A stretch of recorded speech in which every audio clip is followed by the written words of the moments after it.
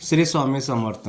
अनेक स्वामी भक्त विचारत असतात की आपल्या घरात स्वामी समर्थ महाराजांचा वास आहे का नाही, हे कसं ओळखावे. स्वामी भक्तांनो, तुम्हाला कधी असं वाटलं आहे का की आपल्या घरात स्वामी काहीतरी वेगळं आहे, काहीतरी अदृश्य पण खूप शांती देणारं, जणू कोणीतरी आपल्यासोबत आहे, आपल्याला न पाहता सांभाळत आहे.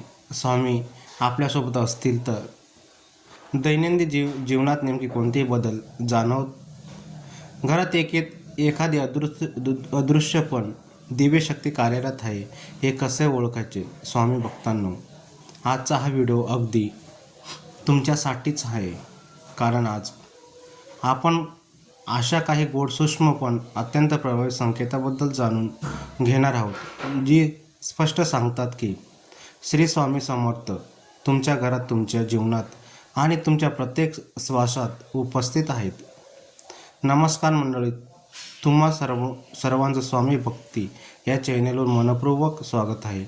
सर्वप्रथम मी स्वामींच्या पवित्र चरणी प्रार्थना करते की हे स्वामी आई तुमच्या सर्व भक्तांना सुखात, समाधानात, आरोग्यात आणि ऐश्वर्यात ठेव. सर्वांचे कल्याण कर आणि आमच्यावर तुमची कृपादृष्टी सदैव राहू द्या. स्वामी भक्तांनो, जेव्हा स्वामी एखाद्या घरात वास करतात, तेव्हा त्या घराचा प्रत्येक कोपरा केवळ भौतिक स्वरूपात नाही, तर आध्यात्मिक पातळीवरही बदल लागतो.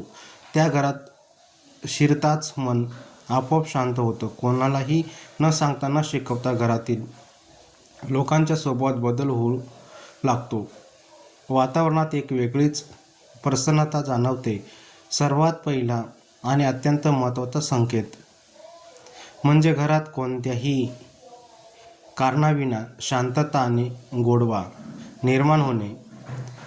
ज्या घरात स्वामींचा वास असतो, त्या घरातून वाद, भांडण आणि कटुता हळूहळू दूर होऊ लागते. राजाच्या जागी समजते, अहंकाराच्या जागी नम्रता येते. पती पत्नीमधील नातं अधिक दृढ होतं. आई वडील आणि मुलांमधील आपुलकी वाढते. ही शांतता शब्दात सांगता येत नाही, ती फक्त अनुभवता येते.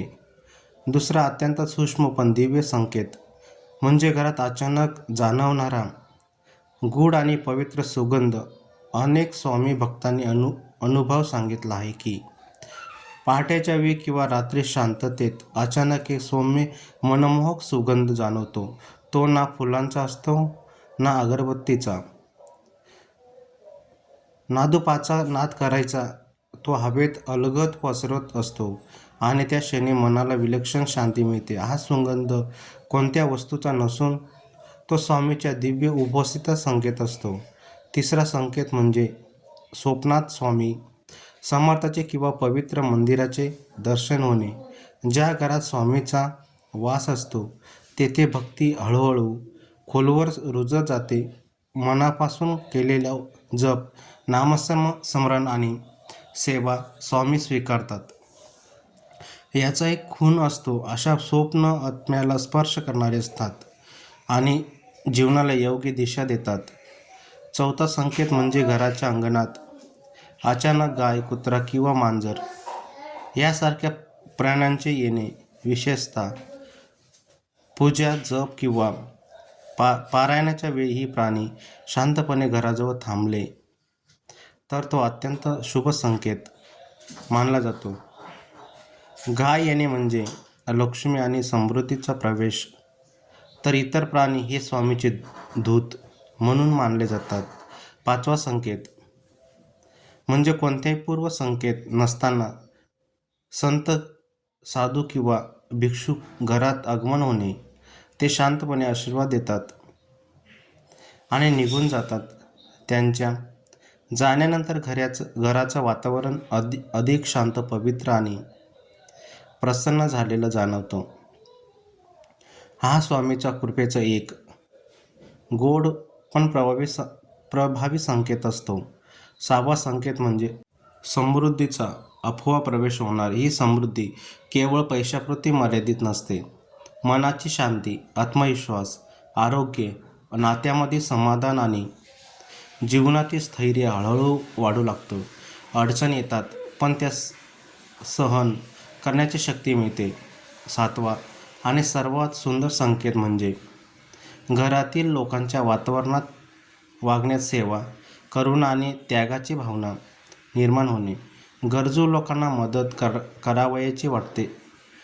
वृद्धाचा आधार केला जातो आणि जीवनात स्वामीच्या शिकवणीचा स्वीकार होतो. हे सगळे बदल स्वामी समर्थाच्या दिव्य वासामुळे त्या घरात घडतात.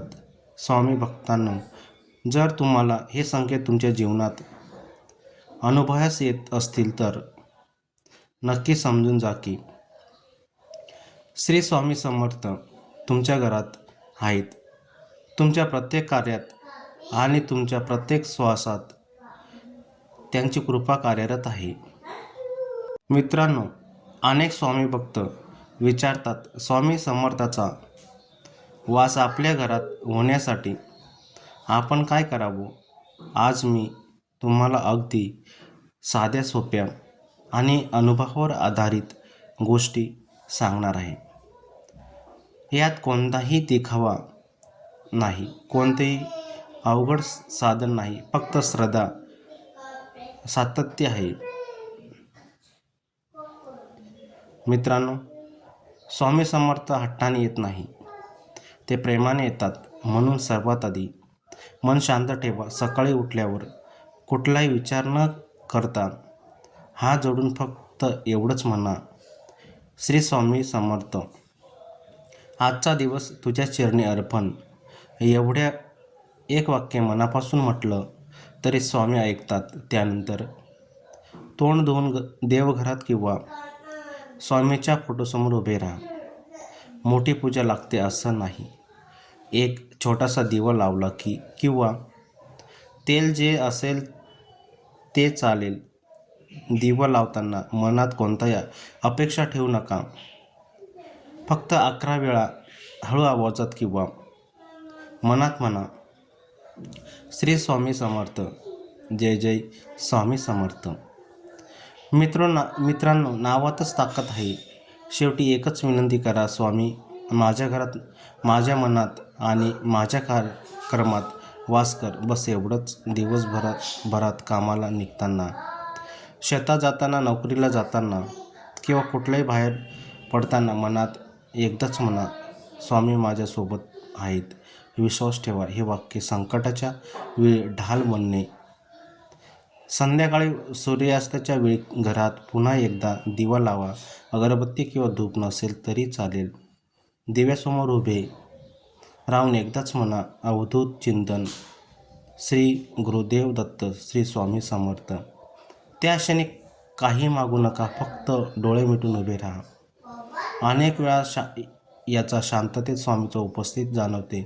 रात्री झोपण्याआधी मनातल्या मनात स्वामीशी बोला, स्वामी आज माझ्याकडून जे काही चूक झाली असेल तर माफ करा. उद्या मला योग्य मार्ग दाखवा. मित्रांनो, स्वामी भक्ताला घडवतात, तोडत नाही. आठवड्यातून एक दिवस, विशेषतः गुरुवारी थोडं जास्त करा. पिवळा फूल असेल तर ठेवा, नसेल तरी चालेल. 21 वेळा स्वामी समर्थ नाम जप करा आणि शक्य असेल तर एखाद्या पाणी, चहा. ही सेवा फार मोठी मानली नसेल तरी स्वामींना खूप प्रिय आहे. आता एक महत्त्वाची गोष्ट लक्षात ठेवा, स्वामींचा वास हा प्रत्येकालाच येईल असं नाही. तो अनुभव प्रत्येकाचा वेगळा असतो. काहींना अचानक मन शांत होतं, काहींना डोळे पाणावतात, काहींना संकटात मार्ग सापडतो, तर काहींना कधीकधी हलका सुगंध जाणवतो. पण हे सगळं सांगत फिरू नका, अनुभव मनात ठेवा. स्वामीची कृपा गुप्त असते. मित्रांनो, ही साधी दिनचर्या 30 ते 40 दिवस मनापासून करा. वेळ, दिवस, महिना स्वामी स्वतः निवडतात. आपलं काम फक्त श्रद्धा ठेवणे. कारण स्वामी समर्थ नेहमीच म्हणतात, भिवू नकोस, मी तुझ्या पाठीशी आहे.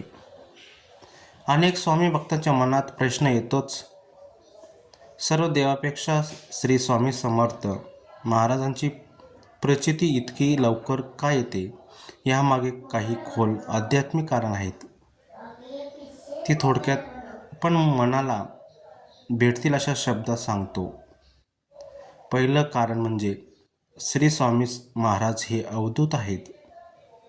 अवधूत म्हणजे ज्यांना कुठलाही नियम विधी बंधन लागत नाही.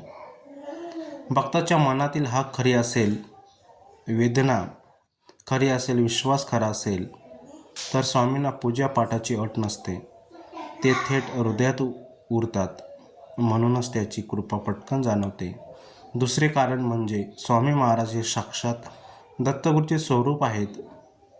दत्तगुरू म्हणजे गुरुदेव आणि करुणा तिन्ही एकत्र. इतर देवताकडे आपण काही मागायला जातो, पण स्वामीकडे गेले की ते आधी आपली परिस्थिती समजून घेतात. फक्त अडचणीत असेल, हतबल असेल तर स्वामी उशीर करत नाही. तिसरं कारण म्हणजे स्वामी महाराजांची कृपा साध्या भक्तीवर चालते. मोठे मंत्र अवघड उरत, खर्चिक पूजा लागतच असं नाही. श्री स्वामी समर्थ एवढा जरी मनापासून जप केला तरी स्वामी ते ओळखतात. भक्ती जितकी साधी तितकी स्वामीची प्रचिती लवकर. आजचा हा व्हिडिओ तुम्हाला कसा वाटला ते कॉमेंट बॉक्समध्ये नक्की सांगा. व्हिडिओ आवडला असेल तर लाईक करा आणि अशाच भक्तिमय आणि मार्गदर्शक व्हिडिओसाठी चॅनलला सबस्क्राईब करा. लवकरच भेटूया पुन्हा एकदा नवीन विषयासह. श्री स्वामी समर्थ महाराज की जय.